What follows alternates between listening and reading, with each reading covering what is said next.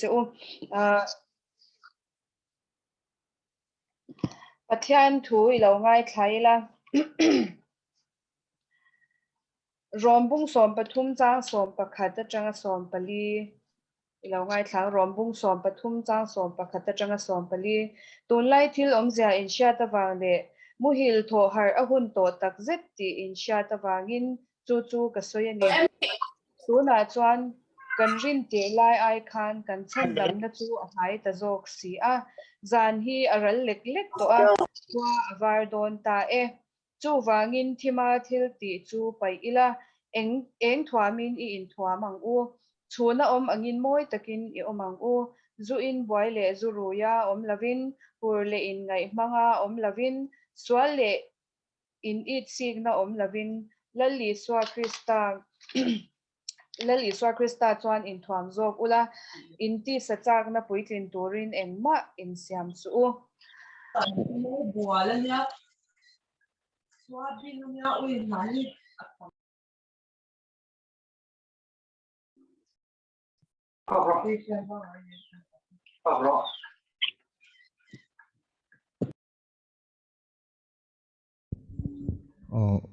marinai mic kan lo off lock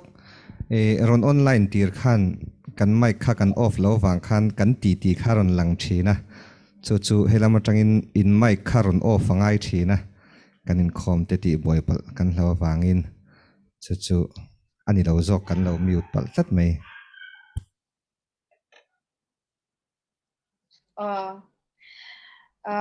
Johanna thon khat bung ni chang som panga changa som pasari lo ngai thaleang khovel hi mangai su ula khovela thil om te po hi mangai hek su mi tu po in khovel hi a mangai chuan pa mangai na ama a om lo khovela thil om zong ti sachak na te mit chak na te dam chung ro pui na lem te hi pa a chhuak ani lawa khovela chhuak ani jok sia khovel hi achak na te chopin aboral me kani pathian du zong titu ero chu kumkhwa in a om rengang khovel hi mangai su ula khovel om te po hi mangai hek su kan bible in ati om ziania kan shat thiam dan tur chuanin khovel thil ngai nat lo tur materialism a kal lutuk lo tur ati na ani ber o me hemi chang thuwa hian kan ni tin nun te khovel mangai lutuk lawa palam thir chau palam chau thira kan hunte kan hanzel theinan kanin siam rem cheu don ya kan bible cha charte lat pan kan zatan mal min som sapro se ilo tong chayang o olat pa kan pathian min mangai tu vo in chhuak em moi takte min motir to nu in wo in tlara lalpa Vellore Mizo service te zoma in khom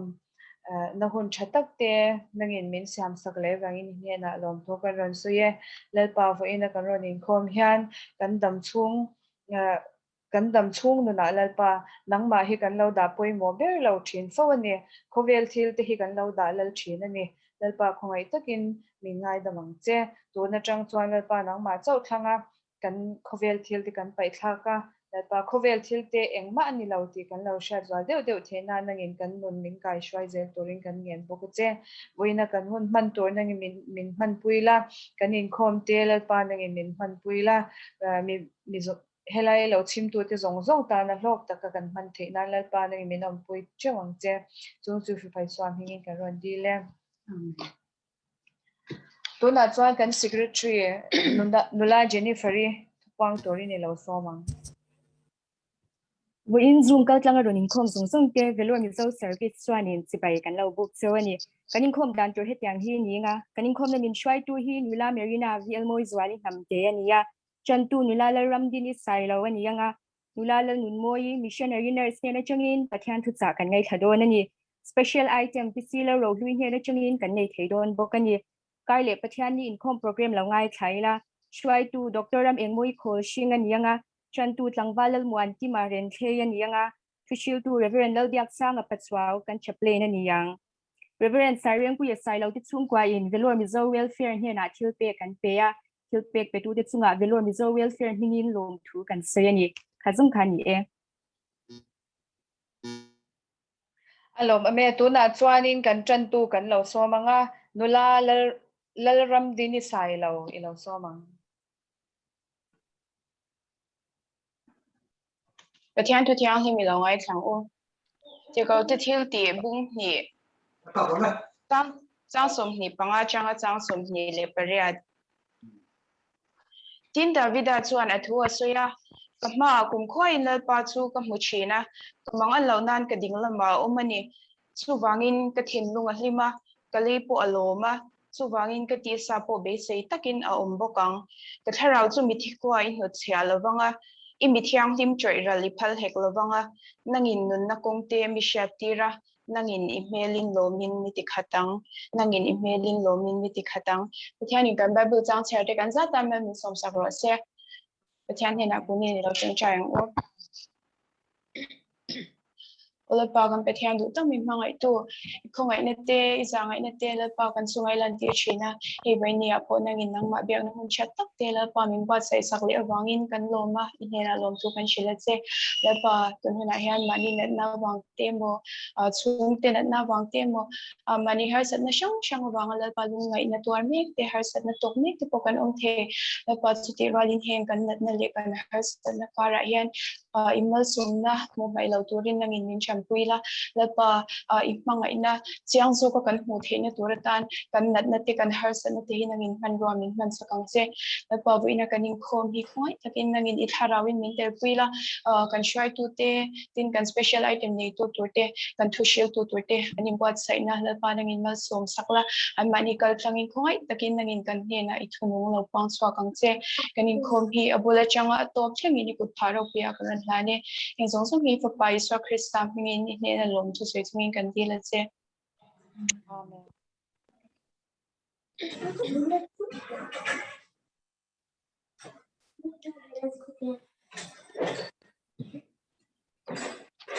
Kuna chuan kan zawai in hla kan lo sahawanga Christian labo number zali somruk pangana kan khovel ni akin kya ngang kan lo sahawang u min mute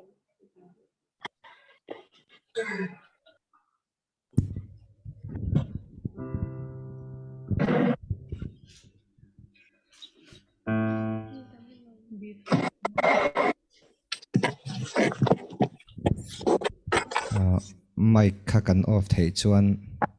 lo off mai pal kan om chuan ma ni lo in check mai la thaw me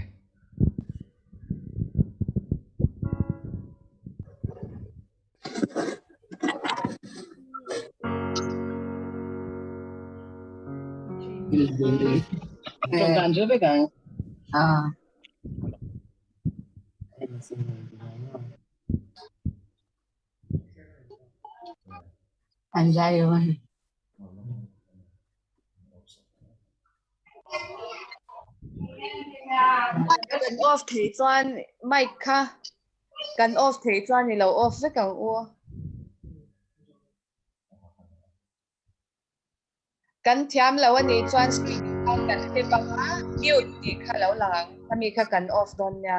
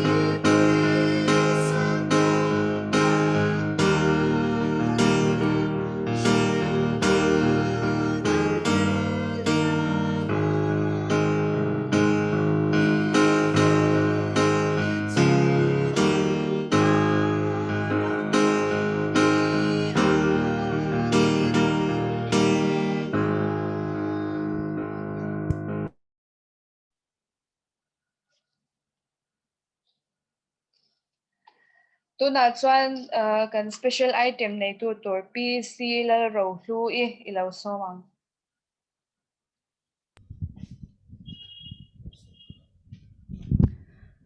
Ka on she theyam o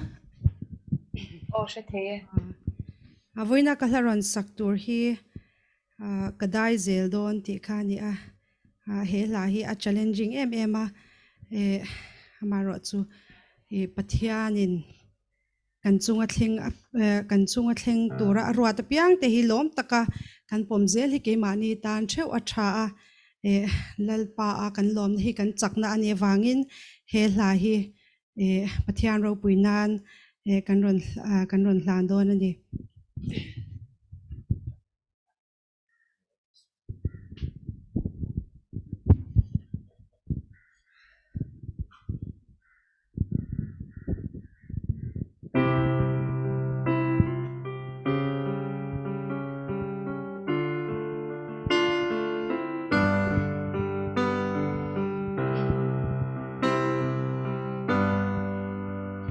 ka shing nun hi ka thei na zong ne ko vel moi na ten min hip chin ma se boy mang an na ten min airal tum ma se ka tan chuan cho tui ber an lo ni so ka eng po to kila ka long zela ka chan dam na kul pui an wi ngai la fe swal ra lin na ne lo kalarem ruat hi kama ange ya kadur theng ma se apena mal som na ong li min shil ka mana thu ru chang ye tu ri kadai zel done har sat na zong te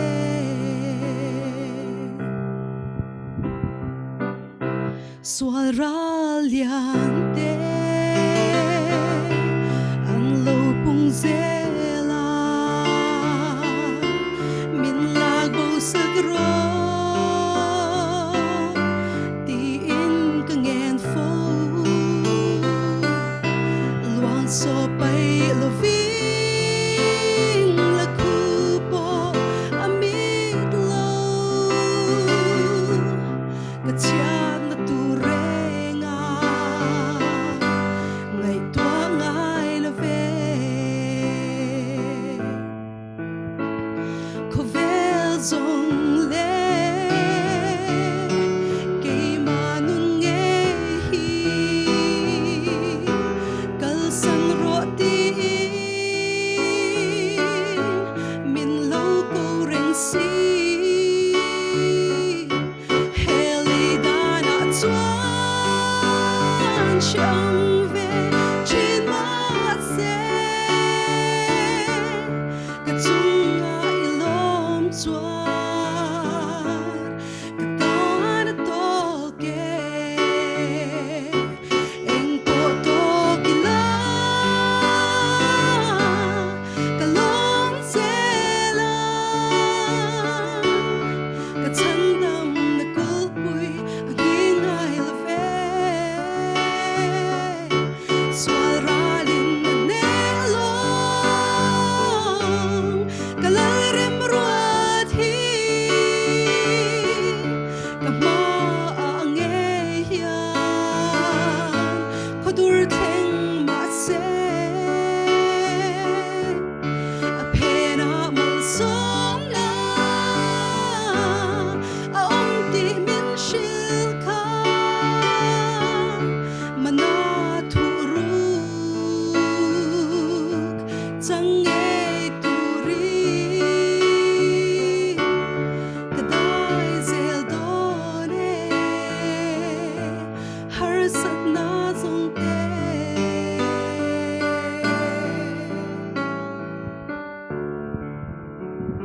belpan kan tan mal min som sak cheu se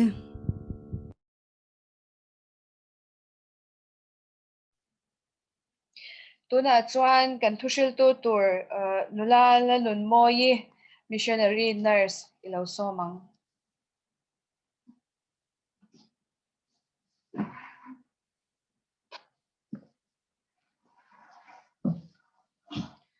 Kanal pai suwa Krista mingin tibai vek ule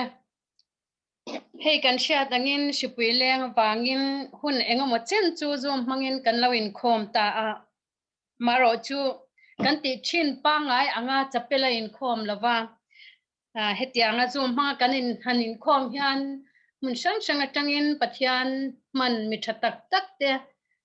thu soi ro pui tak tak te kan lo ngai thak be thei pha china alo mom hleng ka sha wena ho hianin hei a ho hovin lein khom thei lo mai la pathian khongai na changin mun sang sang atangin pathian biagin khom kan han mang ho le thei hi alom tak zetani ole hei tun hun thatak mai hi kan chang ve le a alom ka ti khop meya min shwai tu le pathian min shwai tu pathian le kan hun ro tu te chunga ama sain lom thu ka soya pathian ne na tanga ka don nia ka shat ka ri ro thu te hi ka ngai to a kan bo ro ton chau te nen te hianin ain rem lo thei le in ka sha me tha tir lampanga khan hun ka nei to a chuta chuan he kan shat angin shipui lengin khover mun sang sang kan India ram te state sang sang le kan Mizoram te ngei po min ti buaya kan mang anga kan lunga ya shom taka kan om lain khami huna khan tun hi hun lom om chu ni ti thu pui mang khanin thu ka soya a hun le kan thil ton nen khan ein me lo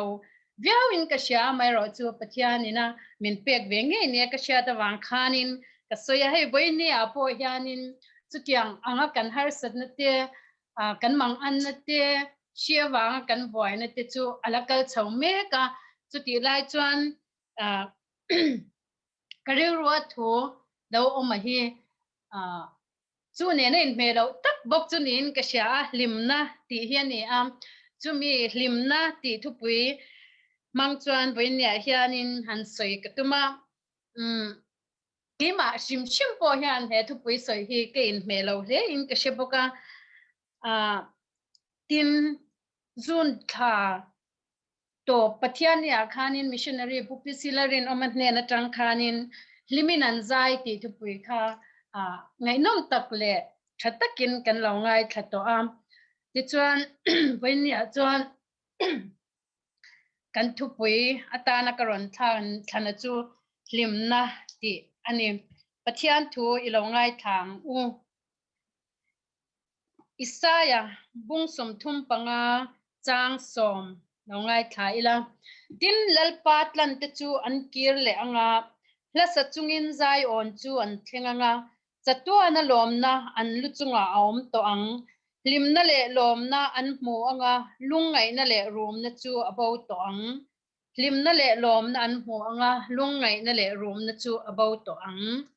tin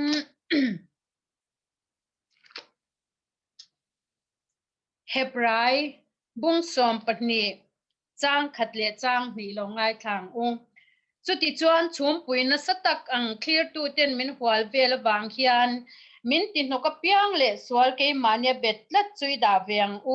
tin I suwa kan rin na siam tu le ti fam kim tu lam chu enin kan hmain tlan siak na tur oma hian chel takin tlan ang ani chuan amma a hlimna oma wang chuan mol phona chungai ne pin cross chu atwara pathianal thut pha ding lama khian han thuta amma hlimna oma wang chuan mol phona chungai ne pin cross chu atwara ti ani tin hebrai vek bung khat chang kwa kan chia lenge fel na chu ingai na bo chiat na chu I huat kha chu wangin pathian I pathian chuan I thian te ai chuan hlimna shiak athi na sattak che hi pathian in a thumal min som sakro se amen I tong tryang lalpa do tak min mangai tu voin ne hian ang ma khongai na ro pui tak mai min chantira Vellore Mizo income kaltlangin zoom mga income kan nei chinte boinia mun sang yatangin kan nei le thelom thu kan shilache ifakla mangte itutiang hlim mangte kan hun man song mangte hian boinia he hun mangtu te thinlunga atharin thu ron soila nangma kan nei le zwa theine tur chede nangma ne in zom nun kan nei theine turatan khongai takin nangin malmin som sakang che min ti boy the thil chi sang te khongai takin min ron ne sakang che kanal pa isu krista min kan di le amen kan soita kan khan voina kan thupui tur chu limna te ni a limna han ti hian lomna ti te lim ti te lom ti te le thinlung lim ti te in kan soi pol vek don ani limna thinlung lim hi apoi mo le mai bible apo hian apoi mo na kan mu the ani mi lim takte bula om chu anwa ma ke mani kan lo lim ve vak lo ni po in mi lim tak bula kanom chuan lim takin kanom thei pha china apoi mo tak zet ani ti chuan to fing te bung som panga to a te bung som chang som pathum te chang som panga le to fing te ve bung som pasari te kanen chuan thinlung limin mel li masiama ti te thinlung lim mi ero chuan roi a the reng mai ani ti te tin lim melin mi tiloma ti te ani a tin thu fing te bung som pasari chang som hi pania khan thinlung lim hi damdoi thatak ani a ti kan moni helaya hian engatana damdoi thange ani soibi kan ei lawa amairo chu kan zawai tan hei hi damdoi thatak ani tia wangin kan mamona angzela kan ta na damdoi thatak ani hei hi kan sia dreng po athle ni na thei lungai chin mangang chin na mekte lungai mekte mangang mekte kan ni a chu wang chuan thinlung lim hi kan zawai tan kan mammo ani chu kan nat te kan lungai na te kan mang an na te kan nei chung chuan thinlung lim hi kan tan damdoi thatak ani ti hi isyang tin hlimna chu enge hanti taila hlimna hanti chuanin han soifia dan shathiam ahara tin ke mani mimal chewina limna kan lo ngai dan te soifia donila kan soifia du dan te le kan soifia thiam dan te po ain anglo noi na rin oma tin misang sang te hian kan hlimna te kan hlim pui thil te khatiang angkha ain anglo lom ple bokani thil pakhat kalo hlim pui takha midang chuan alo hlim pui belem paklem lo thei boka chutiang ang chuani amero chutiang zushir fia paklei thei ani lo chung chuan hlimna hantia kha eng ang inge kan neya ti te khang angkha han ngai to ho han soi kan tumanga pakhatna kan soi du chu hei mi chen khat te chu pian pui renga mihlim thei tak mai te an oma nachina thuma ang renga karon soya ka tu pui soi tur hi kein me lo khup meya ka ti na chan po kha hei ke chu pian puya kani phunga mihlim thei tak han ti tur ang chi hi kani lawa mihlim takte bula omte mihlim takte enge anhlim nate han mote chu anwam man bula ko sakpo hinwam kati amero chu ke mani mi jale ke mani pian puya atel lo chuan khami khawa nei ve tummat mai ila thil nei thei po ani bik chuang lawam rongbolna kan lutir deu khanin hei kachian te timayang ka rongbol pui te pahni hi nurse ve tho an nia mihlim thei tak mai midang te po ti hlim thei tak mai hi an ni duna an bula om hi anwam chin kham om lo china hanin mo khom chang te hian an ma anian hlim mai ba ka an ti ten fiam thu te khami mang khanin an bula om te kha hlim takin kanom reng china kan nui reng thei china chonglai chon ka ngai to ka I thei I rongbol na tan po ahlok hian ka ring china hlim takin an oma nge midang te an ti hlima khami awang khan mi ten an ron pan khom ma khami an ron pan khom ma khan pathian thu lo shil na hun rem chang tan ti khan atha ringin kala ka it ngoi ngoi china hei tun po han hei ko bullet thu marinai poi kan che chawanga mi thim thei takanya bula om po nom ema ka ban nei hle in ke sia ti chon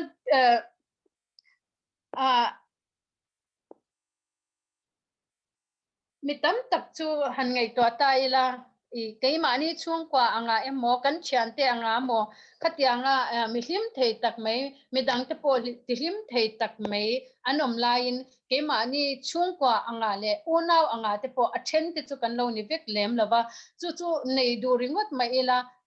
kan du kan nei thei lo pian pui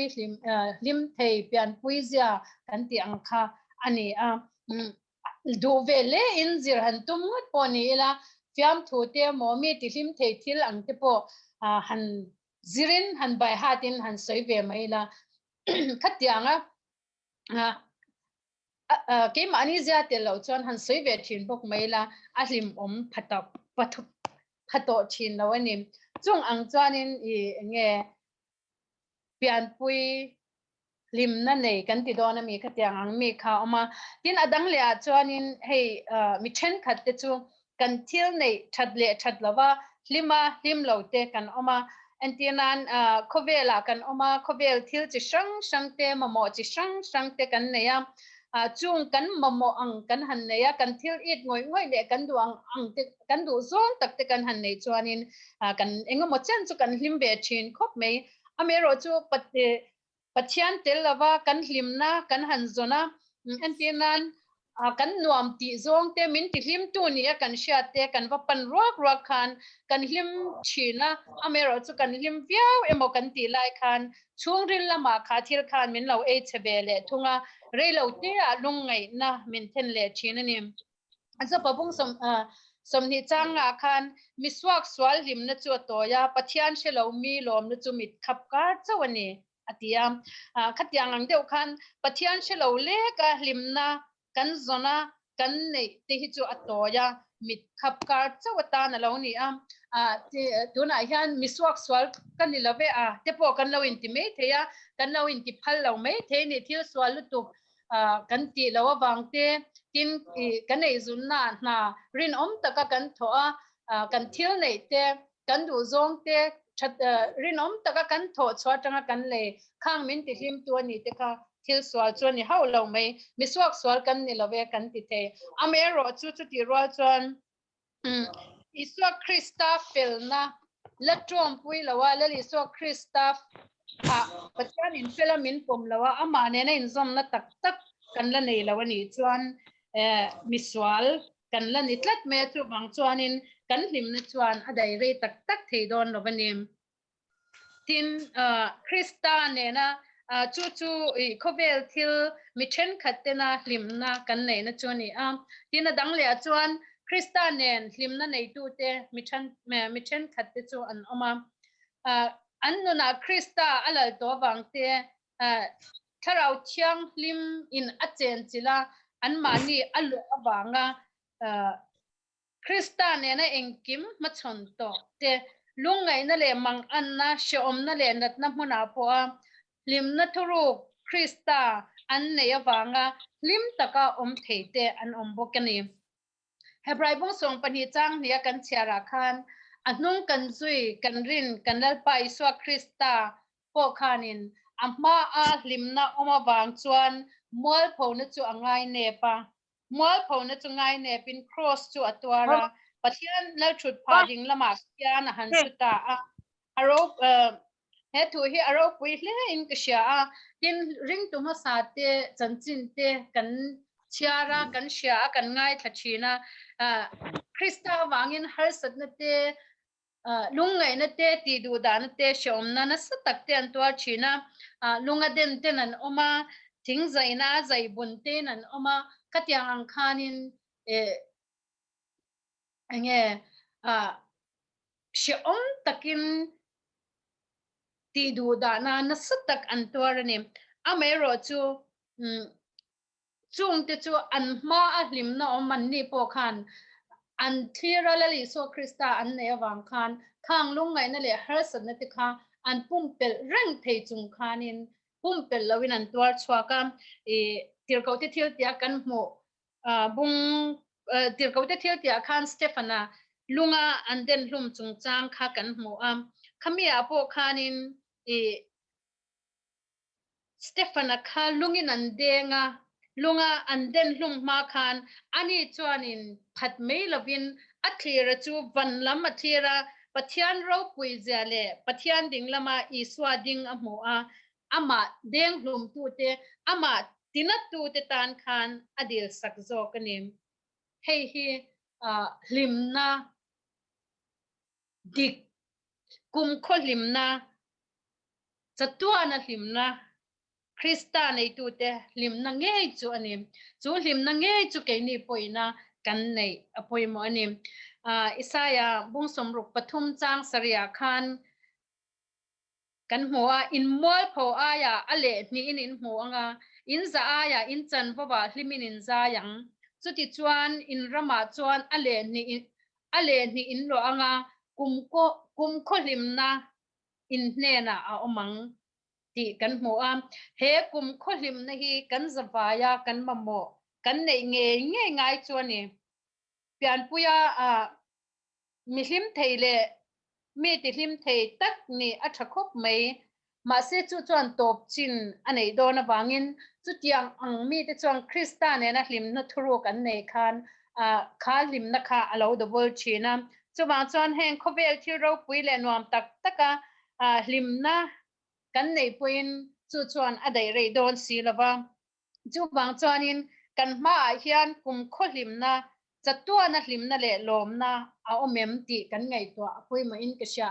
hlim takin chung kwa kan omanga mi mal no na po hlim takanun kan man kan tumanga chuti rol chuan kan ma hlimna lali so Krista wang kan chan chatuana hlimna le lomna kha kan chan turina omem ti hi kan ngai to apoi mo len kasha tin chu ta chuanin kan soile du chu he hlimna chungchanga po hian point sang soi tur tam taka omin karinga tunaya karirwa omlian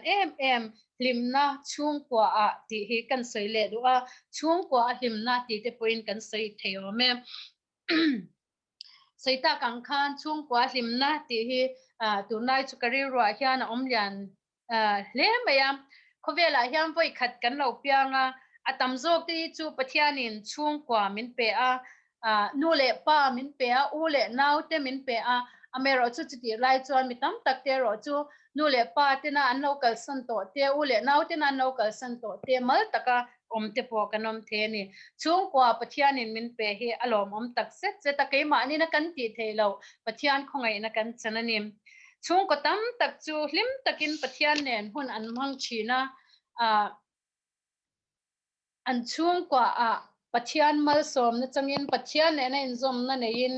hlim takin an ne tin hun an mang china chungko tam tak te ro chu chungkwa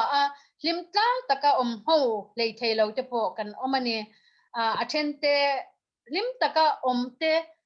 tin chu mai pya lama mimal anga po natnate lusun nate harsatna an to po hlimna le lom na tur zong tlatte an om thunga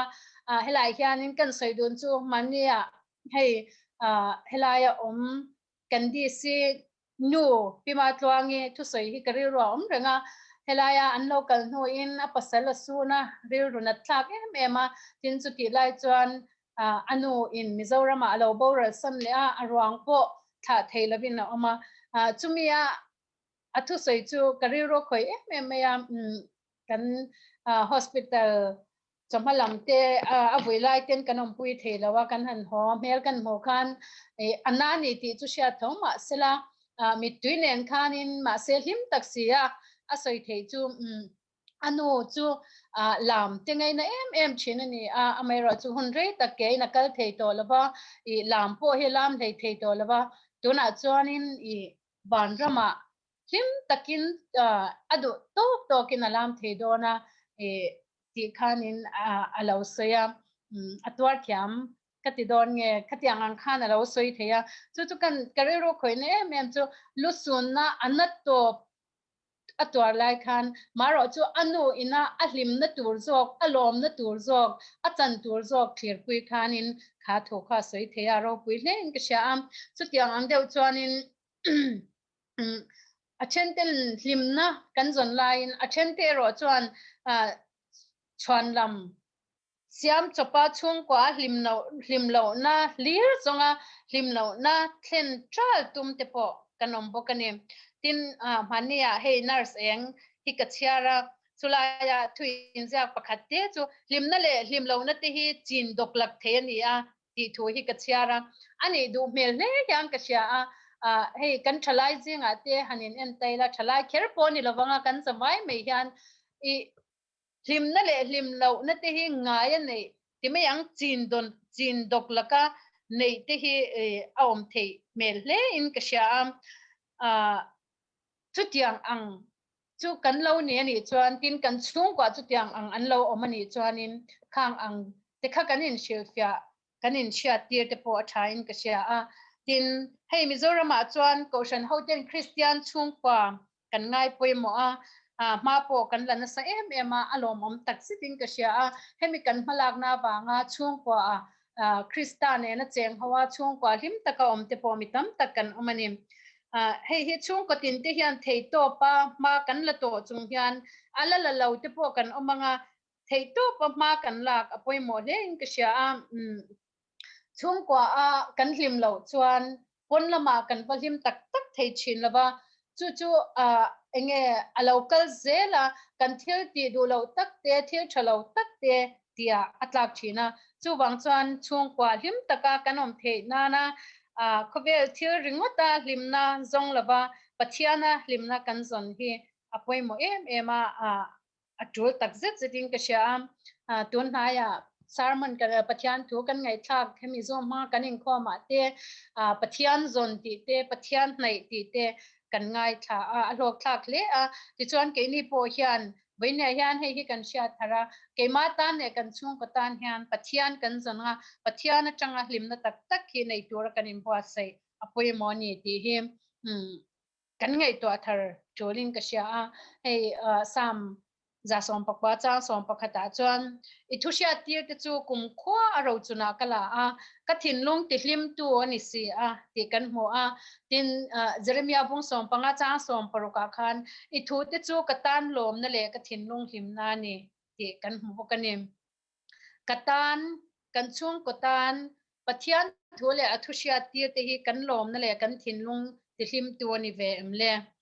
mani cheu in chu ta ila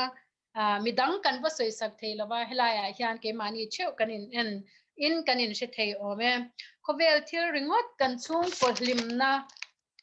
in ngana ani chuan rei adai don si lawani hebrai bung khat chang kwa kan chiara khan papa chung chang soina ni chuta chuan felna ingai na bo chiat na chui hua chu wangin pathian chuan I chian te ai chuan limna shiak na satakin athi tak che hi ti kan monim helaya hian kan rilru te kan siam thara kan limna pathian ram zong tura kanin buat sai hi poi mo leng ka sha kan limna chu lali so krista rin na hian afam kim the ni om the ni ti thu hi polale silate tirko polale silate Philippi khwa tan ina antana pathian na tholo thenga khami tang veng tu ina nge tang veng tu chung changa thil au thleng kha kan sia khalaya khanin chang tirko te thil ti bung som paruk chang som thum pali kan en khan khalaya khan atopa khanin tang veng tu chung changa khan pathian an rin awangin ani chu chung te zong zong nen an him te ema ti kan hmoni aro pui hle ni pathian an rin awangin achung te zong zong nen an him te ema ti ani keini thi in enta ila chu tiang ang kan lo ni lo ani chuan sam ziak tu in pathian nen lalpa nen adila nge asoi nge adil ang khanin pathian hena imi chandam hlimna khami pele la tharau ti no amin mi chel chatang cheti in pathian hena hianin ke mata ne kan chung ko tan hian bang lovin dil tlatila chumi rual chuanin felna pathian do dan te ngai na bokila tin bo chia ta le thil thalo ne kan sha te kha hwa ila nolila chuta chuan kan pathian nge chuan limna shiak chuna satakin min thi nge donani kan zon chuan min hmutir nge yang kan lung ngai na te kan mang an na te kan hlim na te engkim mai hi ani chuanin thil thalo ne kan shiat po hi thil tha min chan tir the ni kan chan tuina aron chiara khan kan mo a lalpa chu kum khoin lalpa chu kama kamrenga atia chu mang chong ka thin lung hi hima ti kha khatiang ang khan lalpa hi kan ma da ila mureng ila thir reng ila nai ila chuta chuan kan lung ngai na le kan mang an te mo kan nat na te chung khan khang te khan hi chuan hlim na shia ka min siam sak the ni hlim na shia ka min chan sak the ni trana hi riak turin tlai lama alo lu theya zinga ero chuan hlimna alo thleng thin ti ani kha pathian thua kan hmu ni nung ngai na le mang an ten min lo tlak bok thin ma sela krista wangin lalpa wangin hlimna alo thleng thin ani pathian rin na wang hian kan chung kwa ti zong song nen hian hlim takin kanom the ani hei hi sha in tun din huna chung ko lim lo te chung kwa in trender na om te lung ngai na te mang an na alo thenga nu le pa te pe chuan in chung kwa hui khom kan du a lim taka malam panakal kan du thewani chu ni awang chuan in khatiang ang har satna lo thlen te khan kan room china kan na china amero chu chungang zonga chuanin lali so krista kan bel tlata ama kan zon tlata ama kan awa ichandam hlim nakha kan chung kwa hi min pele la min ke ma hi min pele lai tharau thiang hi mi tharau ti no min chel thlatang chitia lalpa kan au chuan chung ko hlim na hi ama alo chen chuan min penge nge don ani a chu kan mamo em ning ka sha tun din huna ka ngai to a chung kwa hlim na hi he kan ram kan nya kan nam siam thatna tan po hian a poi mo tak zet zitin ka sha pathian ne na hlim taka chung kwa kan han kho sak chuan chung kwa kan lim chuan no pang ate be ra tanga alian per thlengin kan din hun te kan thil chin thale thalote in shil shiata in zir tir khan omzia anei thuka chung ko tam taka chuan kan hlim tlan lo wangten kan fa te mo kan nau te kan thalai puitling zok te poniang thilan tidik lo ani ti kan shat point khatiang anga khanin in shil shiata mo in zir tir mo kha har se ema chu ma chuan chung ko kan hlim tlan chuan mi fam kim kan ni lo wangin thil dik lo te thil fel lo te lo om khan khami kha kanin zir tirin kan in shil she theya abik takin tun lai bi ka kan zoram din mun te mizoram din mun te ngai toila nge chat na te kan zoramina swal na le thil kan chat pui tam tak te hi chu nge kanin zir tir na atanga kan pum phel thei thil tam tak oma chu antinan kan fa te hawa te lo thang lian me ka ti hianin chung ko kan hlim tlan chuan thil ni phung le thil dik le thil tha te kha kanin zir tira chu thinlunga po alut thuka zom po anwam thina chu he chung hlim na chung ko ti hi kan ram le kan ham siam thatna tan po hian apoi mo tak zet zetin ka sha chu pathian ne na tang kan nei the pathian ina min pek du ania wangin kan zon apoi mo le ne te kha ka sei do bokani ato pera chuan lalpat lan tia kan telbe ti hi kanin ngai to thain ka sha tulin ka sha lalpa tlante a kan tel bem lalpa hi kan lo zong mu to re ngem ti kha atira I bible chang kan chiara Isaiah ka khan khala ya khan lalpa tlante chu an kir le anga la sachungin zai on chuan thlenga nga chatua na lomna an lu chunga om to ang limna le lomna an mu anga lungai na le room na chu abo to ang ti ani lalpa tlante a chuan kan tel bem lalpa kan lo zong hu te kan in zom ti kha kan ngai to athar appointment ka sha kanuna te inuna te kan chung kwa cheu nuna te hian lalpan lalna achana lungai na le room na abawa lom na le chatua na hlimna kan chan nge hi apoi mo ema chumi kan chan nge the na tur tan chuan ha u pathiani zongang u lungai na le room na mang an na kan to lai po krista hlimna kan ne tlata ne na kan chan je the na tur tan kan thu soite lalpan mal min som sakro se amen